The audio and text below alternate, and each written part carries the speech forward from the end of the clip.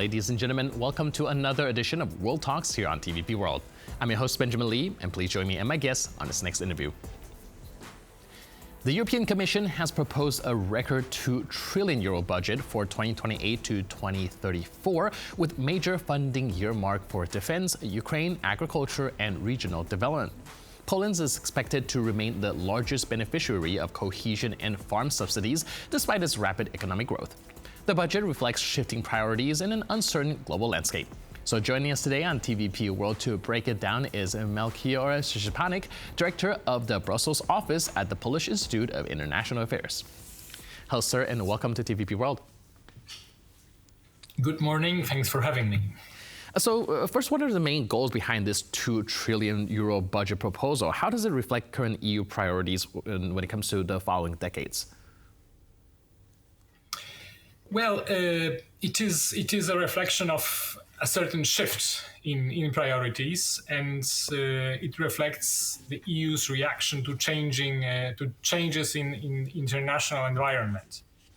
The international environment becomes increasingly volatile and increasingly confrontational. So the EU member states believe that the European Union should do more to help them to build their economic potential, to be able to compete in global economy. And second, that more EU money should be invested to increase member states' resilience to a large variety of threats, be they military threats, but also economic blackmail or weaponization of migration. And so we see that in the draft budget that was proposed by the European Commission. The European Commission wants to create a new fund, which is called the Competitiveness Fund. And the idea is to help member states with their investments designed to create a modern, innovative, strong economy. Which would be in line with the objectives of digital and green transition. And EU money would also be used to encourage member states to cooperate more in the realm of defense industry, to join forces to strengthen defense industry and to in due course to improve their military capabilities and the capabilities to defend themselves. So I would say cooperation in the realm of economy and in the realm of defense are increasingly important for the European Union, and we see a reflection of this importance in the draft budget that was presented by the European Commission. Right. The European Commission also wants to spend more on external policy, so wants to invest more in creating closer ties between the European Union and its global partners to deepen economic ties, to improve supply chains. What we see in global economy are rising tensions with not only with the EU's rivals, such as Russia and China, but also with the EU's main partner, the United States. And the European Union wants to react, and one of the ways in which it wants to react is to create closer economic ties with other significant significant economies such as India, China, and also countries of the Southeast Asia, and some budgetary means are necessary for that. Right. So it does sound like a very comprehensive goal that the European budget is trying to set out to achieve. And you mentioned now this is also to reflect changes in the international environment that is increasingly volatile and confrontational. Can you help us understand how does this budget differ from previous EU funds, and how is the European Union trying to address these issues? Well, there are some differences. The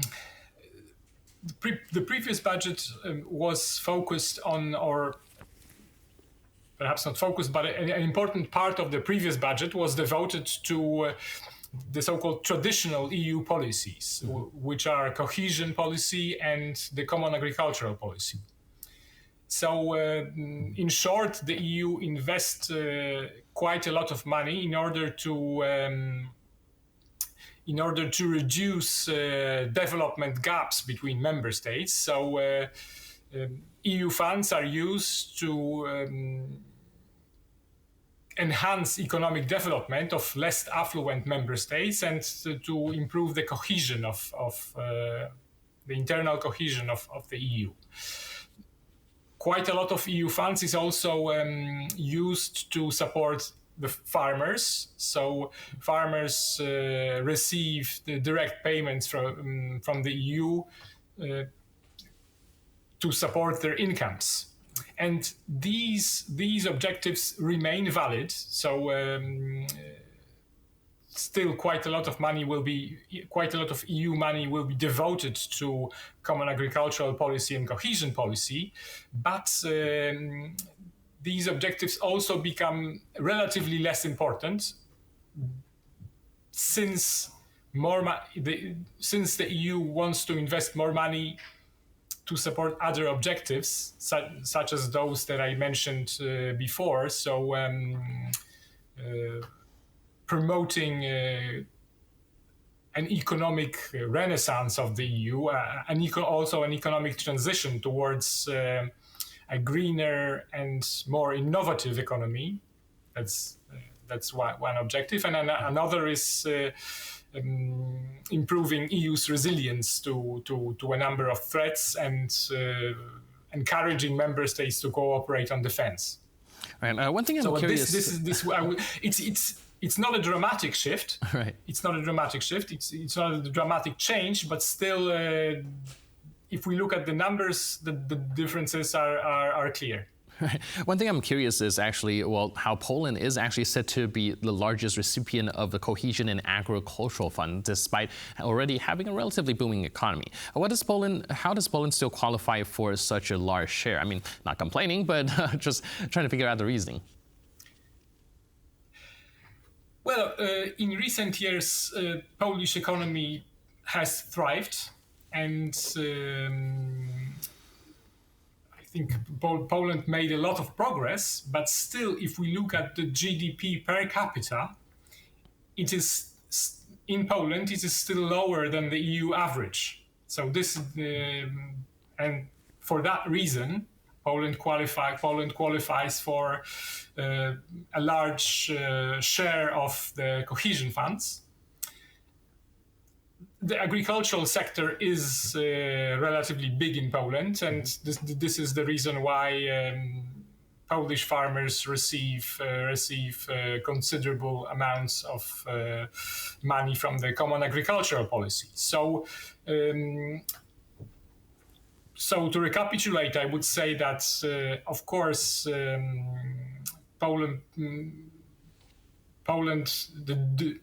Polish economy has developed and has grown, but still it remains. Poland remains a bit less affluent than the major economies of Western Europe, and that is why it is still a net recipient of EU funds. And you also mentioned the focus on defense when it comes to this new budgetary plan. Do you think that this might actually run the risk of shifting focus from places that are a little bit less developed? Well, as in every budget, there are some choices to be made. Yeah. And the EU is not able to spend as much on everything as it wants. So increasing spending in one policy area means that money has to be found. And there are two ways to find this money. Either the member states can pay more into the EU budget, or cuts have to be made in other policy areas. And the European Commission is trying to find a balance. It suggested that more money should be spent in policy areas that are immediate priorities, such as defense. And this implies the necessity to make some reductions in other policy areas, such as cohesion and the common agricultural policy. But it is also important to remember that when it comes to defense, the vast majority of funding for defense comes from national budgets. So what the EU can do is just to add a certain amount to it and use this money from the EU budget to encourage the member states to cooperate more and to get more value for money to avoid duplications in their military spending. All right, last but not least, we have very little time, but I'm also curious whether you think there's going to be any political or institutional challenges that could perhaps block the budget from coming into fruition, seeing that this is quite ambitious. Well, the negotiations will certainly be very complicated and lengthy. It took 2 years to negotiate the previous budgets, and I think this time round the negotiation will also be very complicated. So I would assume that the draft Commission proposal that was published yesterday will be modified to a certain extent. Perhaps the spending planned by the European Commission will be reduced, and there will be some changes when it comes to the way in which the money is divided between different priorities. So, but I wouldn't expect a dramatic modification of the draft proposal. Right, a very ambitious project. Definitely. But still a little bit of variable. We'll see how it develops. In the meantime, thank you so much for your input and insight. Appreciate it. Thanks for having me. Thanks. And thank you for tuning into this edition of World Talks. But for more news, update, and commentary, please stay tuned to TVP World.